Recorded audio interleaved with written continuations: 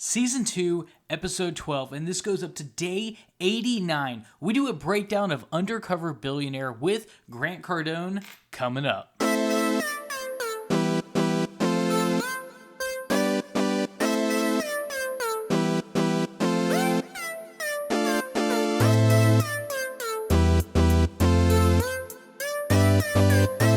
Hey guys, we're just meeting. My name is William Dauria. I'm a real estate investor just like Grant Cardone. I buy single family, multifamily, and commercial units. And today we're going to break down the last episode before the final 90 days. This goes all the way up to 89, and we do a breakdown of this episode starting on day 82.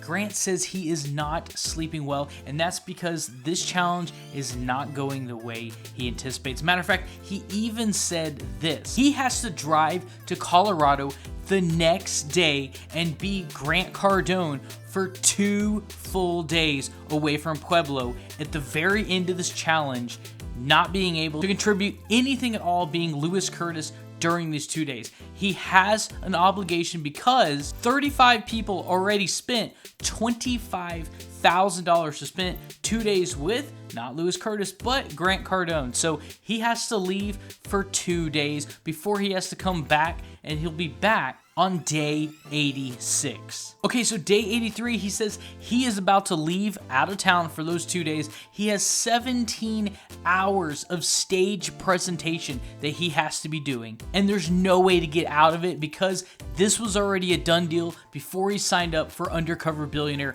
in the first place. However, he had to tell his team something. He had to be like, hey guys, I'm just gonna disappear for 2 days and you won't see me anywhere. He had to tell them that he was going on a family matter. He was going out of town for 2 days. He was going to LA so they would kind of get an understanding of what's going on, and so he doesn't go poof for a couple days because, well, he's living a double life for sure. Meanwhile, the building that they bought is under full renovation. They did a pan with the camera.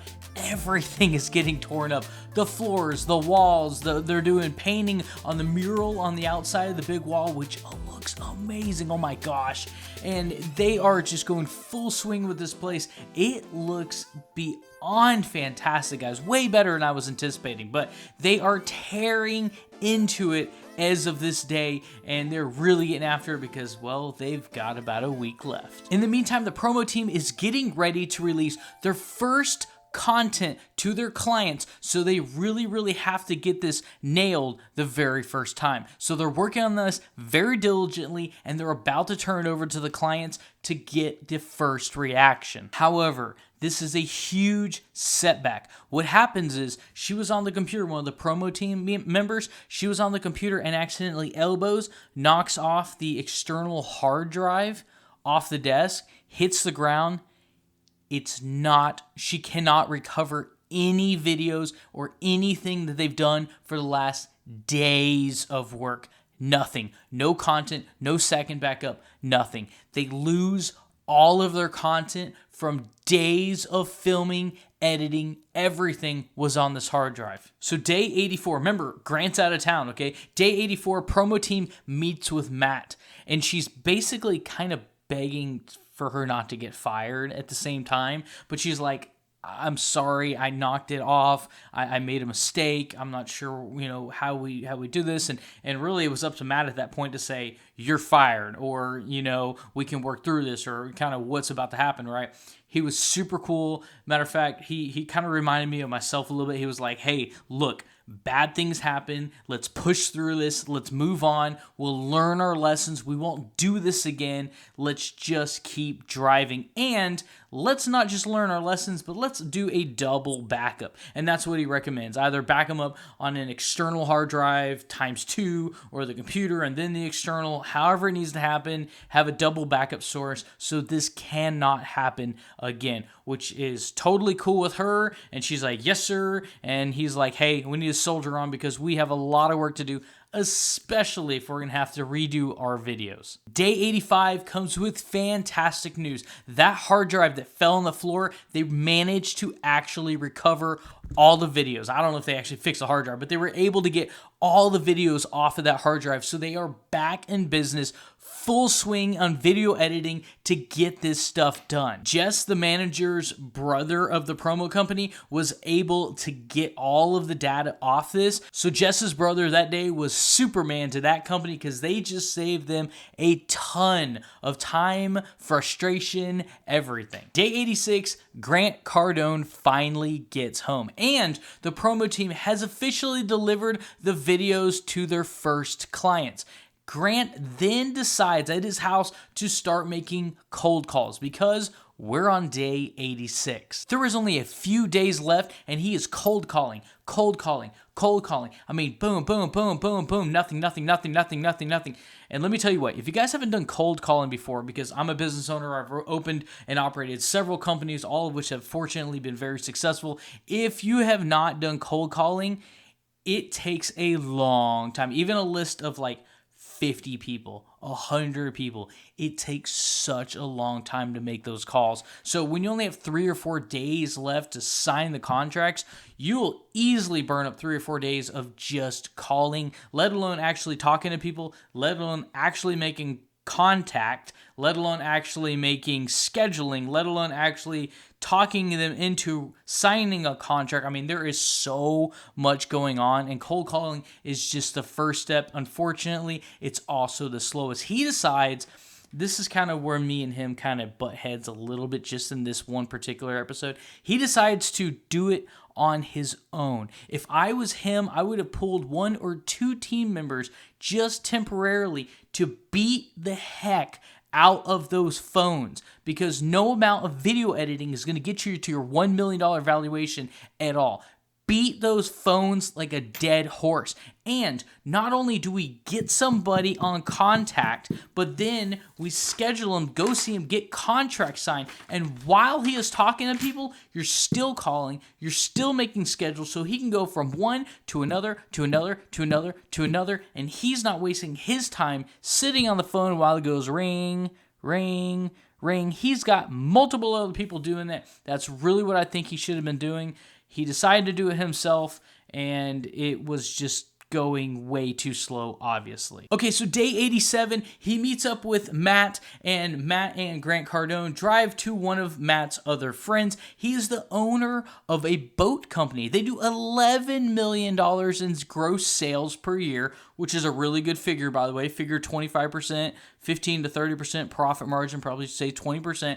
Really, really good business, guys. Like, there's no beating around the bush. But here's the problem, right? He has the money to do the promotion, okay? The problem is, because of the coronavirus, remember, this was filmed a little while back, okay? The coronavirus had shut everything down. We all know this, right?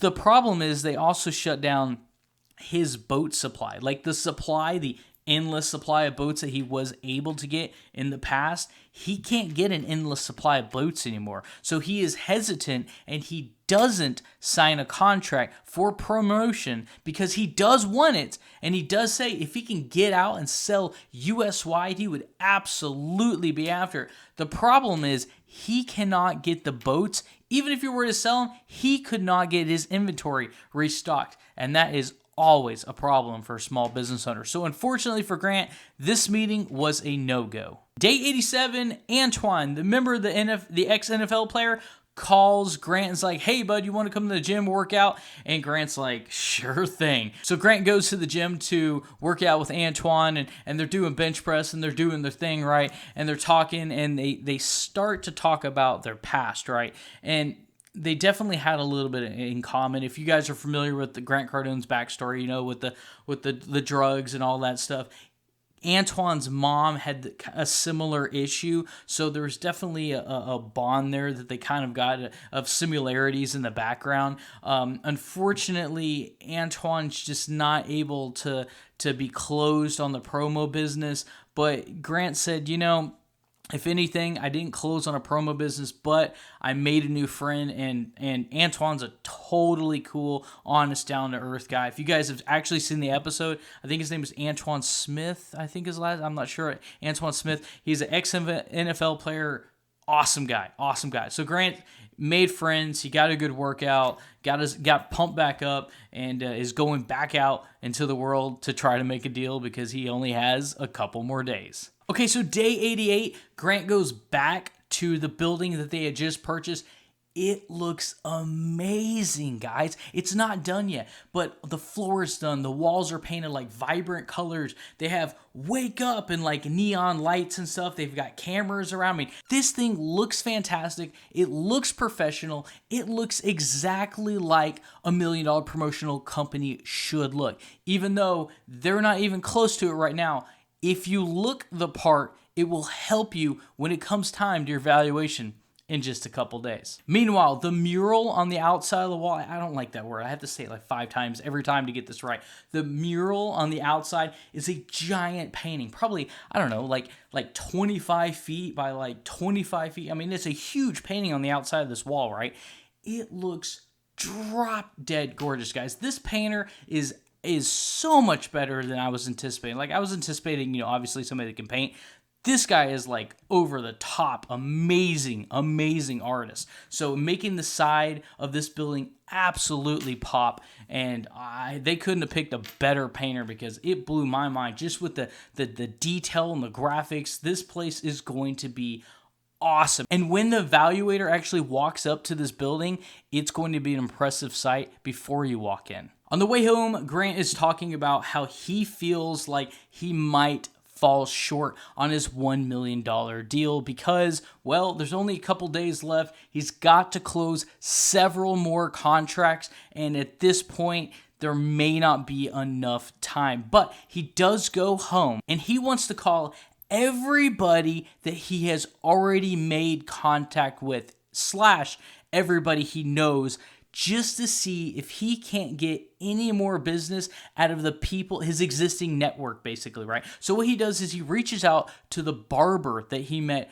a while ago. If you've been watching these episodes, you have, or listening to mine, you have heard where that meeting was in the barber shop, where there was like 8 or 10 people with a syndication for the apartment complex deal, right? Well, that didn't go through, but nevertheless, this is the owner of the barber shop. He calls him, and and I thought this was cool, okay? Instead of pitching him a $5,000 or $10,000 a month contract, because like that's not realistic, like that's not the kind of business that you can pitch that kind of money, he comes in and pitches him a $795 a month contract for promotional coverage of his business. I thought that was a totally cool move because he is not getting much closer to his goal at all, but he's actually helping somebody, like legitimately helping somebody out at this point. Because charging $795 is not going to get you towards your $1 million business. It's obviously $795 times 12, but like, guys, that's like a handful of thousands of dollars, right?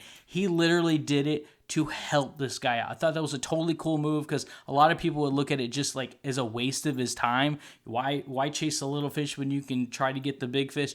Because he's trying to get out. He's trying to build value, and that's what he did with this particular contract. And I really, really did look up to him for doing this because a lot of people looked at it as a waste of time because he might close the $795 when he could have closed the $5,000, but he's legitimately helping this guy out. And he's going to make that guy more money ultimately, which is awesome in the long run. Okay, so barbershop owner actually agrees to the $795 a monthly contract for 1 year, and bam, another contract signed. And at this point, there is less than 48 hours until the end of their 90-day challenge. That's it, guys. Stay tuned. You do not want to miss the next episode. Be sure to subscribe, hit the like button if you like this content at all, and the notification bell. I make several videos per week on real estate investing, entrepreneurship, and I love to cover Grant Cardone on Undercover Billionaire. Until next time, I will see you on the next one.